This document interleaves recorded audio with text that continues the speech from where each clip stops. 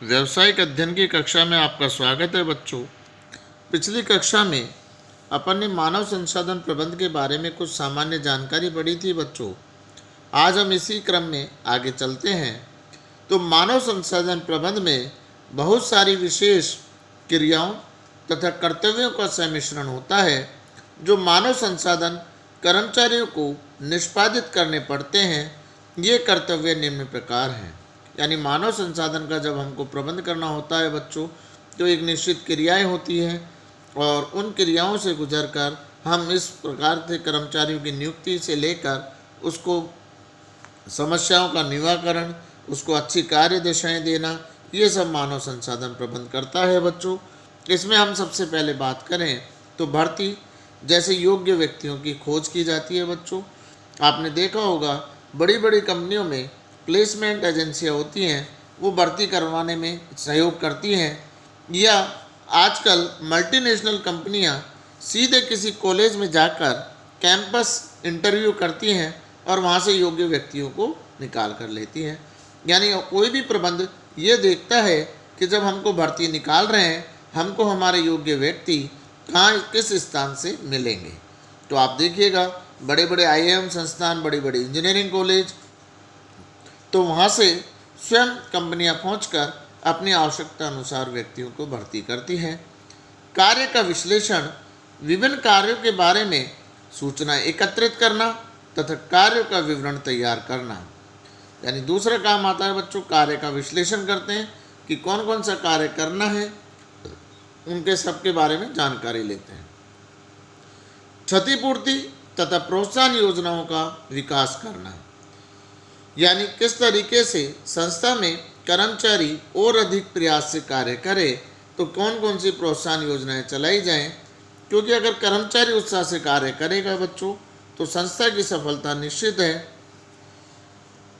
कुशल निष्पादन तथा जीवन वृद्धि हेतु कर्मचारियों का प्रशिक्षण तथा विकास, यानी किसी कार्य का सही तरीके से निष्पादन करने के लिए, उसके जीवन स्तर में वृद्धि करने के लिए कर्मचारियों को निरंतर प्रशिक्षण दिया जाना चाहिए बच्चों।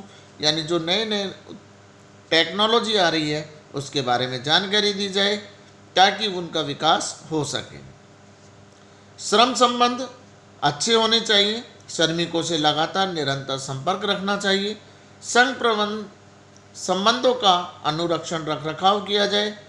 शिकायतों का निराकरण किया जाए, यानी अगर आपको कहीं शिकायत करनी हो, कोई कर्मचारी परेशान हो, तो उसके लिए एक शिकायत पेटिका रखें, कर्मचारी उसमें अपनी शिकायतों को रखे, तो जिससे शिकायतों का निराकरण किया जा सके। सामाजिक सुरक्षा तथा कर्मचारियों के कल्याण हेतु योजनाएं बनाई जाए, यानी समाज की जो सुरक्षा है, यानी उसको जैसे ESI की कटौती, मेडिकल की सुविधा, चिकित्सा सुविधा आदि दी जाए तथा कर्मचारियों के कल्याण हेतु योजनाएं बनाई जाएं।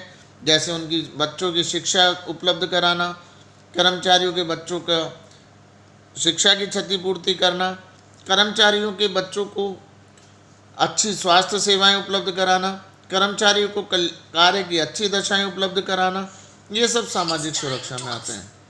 कानूनी मामले तथा कानूनी पेचों में कंपनी की सुरक्षा का बचाव करना, यानी अगर कई बार कोई केस होता है तो उसके बारे में भी मानव संसाधन विभाग देखता है बच्चों कि किस प्रकार संस्था उससे बच सकती है। ये सभी दर्शाते हैं कि मानवीय संसाधन प्रबंध एक अत्यंत विस्तृत अवधारणा है जिससे विभिन्न प्रकार की क्रियाएं सम्मिलित होती हैं। अब आता है बच्चों मानव संसाधन प्रबंध का क्रम विकास। मानव संसाधन प्रबंध ने श्रम कल्याण तथा कर्मचारी प्रबंध की पारंपरिक अवधारणा को प्रतिस्थापित कर दिया है। मानव संसाधन प्रबंध का अपने वर्तमान स्वरूप में प्रादुर्भाव बहुत सारे महत्वपूर्ण अंतर संबंधित विकासों के द्वारा हुआ है जो औद्योगिक क्रांति के युग तक जाती है। व्यापार संघ आंदोलन के विभाग ने मनुष्य को आवश्यकता को उभारा जो प्रबंध स्वामी तथा कर्मचारियों के मध्य एक प्रभावपूर्ण कड़ी का कार्य कर सके। इस प्रकार श्रम कल्याण अधिकारी के पद का अभ्युदय हुआ। यानी देखिए बच्चों, कर्मचारी आपने देखिए औद्योगिक क्रांति हुई, क्रांति का कारण ही था श्रमिकों और मालिकों के बीच आपस में विचारों का न मिलना, व्यापार संघ में आंदोलन हुए। इसलिए यह आवश्यकता हुई कि श्रमिकों के कल्याण का एक अधिकारी नियुक्त किया जाए और जिसकी भूमिका कर्मचारियों की न्यूनतम कल्याणकारी क्रियाओं तक ही सीमित थी। यानी प्राचीन समय, पुराने समय में अपन बोलें तो उसका कार्य केवल न्यूनतम कल्याणकारी क्रियाओं तक सीमित था। वास्तव में नियोक्ता तथा कर्मचारी दोनों ने ही उसे हीन भावना से देखा। कारखाना प्रणाली के प्रारंभ होने से हजारों कर्मचारी एक ही छत के नीचे नियुक्त होने लगे और लोगों की नियुक्ति का कार्य संगठन के एक व्यक्ति को सौंपा गया, जिसे बाद में भर्ती, चयन तथा कर्मचारियों की नियुक्ति का भी दायित्व सौंप दिया गया बच्चों। यानी सबसे पहले भर्ती का एक विभाग बनाया गया जो कर्मचारियों की भर्ती करेगा योग्यता अनुसार, और उसी को बाद में नियुक्ति का दायित्व भी सौंप दिया। इस प्रकार प्रथमतः कर्मचारी अधिकारी पद का अव्यवहार भी हुआ तथा यही बाद के कर्मचारी प्रबंध के रूप में जाने जाने लगा। यानी उसको बढ़ाते बढ़ाते कर्मचारी अधिकारी पद का प्रादुर्भाव हो गया और कर्मचारी प्रबंधक के रूप से जाना लगा। किसी भी संगठन की सफलता के लिए मानव संबंध उपागम मानवीय तत्व को एक अत्यंत महत्वपूर्ण यंत्र के रूप में मानता है। तेजी से बदलती तकनीकी विकास के कारण नए कौशल विकास तथा कर्मचारियों के प्रशिक्षण की आवश्यकता बढ़ी है बच्चों। यानी आप देखिए तेजी से तकनीकी विकास हो रहा है, सब विभागों में आप देखेंगे तो कंप्यूटराइज काम करने होने लग गया है। इससे लिए कर्मचारियों के प्रशिक्षण की आवश्यकता बढ़ गई है। कर्मचारी को एक महत्वपूर्ण संसाधन के रूप में माना जा रहा है जिसका और अधिक विकास संभव है। कार्य क्षेत्र के विस्तृत होने के कारण कर्मचारी प्रबंध का पद मानव संसाधन प्रबंधक के रूप में प्रतिस्थापित हो गया है बच्चों। यानी पहले जो कर्मचारी प्रबंधक के नाम से जाना जाता था उसको आज मानव संसाधन प्रबंध के रूप में जाने जाने लगा है, क्योंकि वो संस्था में केवल कर्मचारियों की नियुक्ति नहीं करता, उनकी नियुक्ति के अलावा उनको प्रशिक्षण, उनका विकास, उनकी सामाजिक शिकायतें, सामाजिक सुरक्षा, शिकायतों का निराकरण, ये सारे कार्य करता है। अतः कर्मचारी को प्रभावी प्रबंध के विकास में जो पुरानी अवधारणाएं थी वे असफल थी नहीं हुई, जिसके कारण मानव संसाधन प्रबंध एक मुख्य धारा प्रक्रिया के रूप में सामने आई। आपने यह भी अवलोकित किया होगा कि उद्योगों में मानवीय तत्वों से संबंधित वे सभी पक्ष उद्यम के यांत्रिक पक्ष से भिन्न है। इस प्रकार नियुक्तिकरण मानव संसाधन प्रबंध का एक अंतर्निहित भाग है। यानी किसी भी संस्था में कर्मचारी की नियुक्ति कौन करेगा बच्चों? मानव संसाधन प्रबंध करेगा।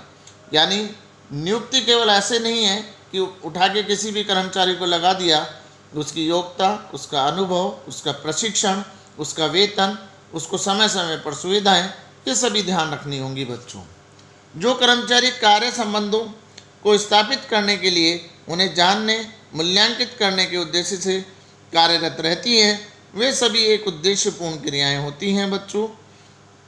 यह समझना महत्वपूर्ण है कि नियुक्तिकरण दोनों ही प्रकार की प्रबंध क्रियाएं करती हैं, जैसे नियोजन, संगठन, निर्देशन, नियंत्रण, साथ ही साथ प्रबंध के विभिन्न कार्यात्मक क्षेत्र जैसे विपणन तथा वित्तीय प्रबंध।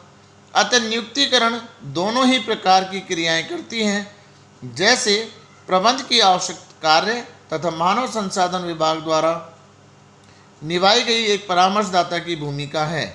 यानी ये आज की तारीख में अगर अपन कहें बच्चों तो मानव संसाधन विभाग प्रत्येक संस्था में होता है, क्योंकि हमने पूर्व में पढ़ा है कि नियुक्ति और उसके बाद संगठन के उद्देश्यों को प्राप्त करने के लिए ये जरूरी है कि संस्था के कर्मचारी सही हों तो वो संस्था को शिखर तक ले जा सकते हैं।